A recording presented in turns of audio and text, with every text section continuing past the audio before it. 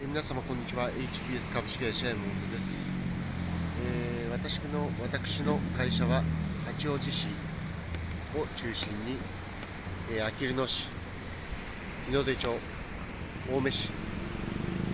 昭島市あたりですね、日野市あたりまでで、を中心にですね、屋根の工事、雨漏り修理、雨どい修理をメインにやっている会社でございます。皆様のお宅もですね、先日の台風で被害に遭われた場合にはですね、火災保険の申請のお手伝いもしておりますので、ぜひ一度 HPS 株式会社にご相談お願いいたします。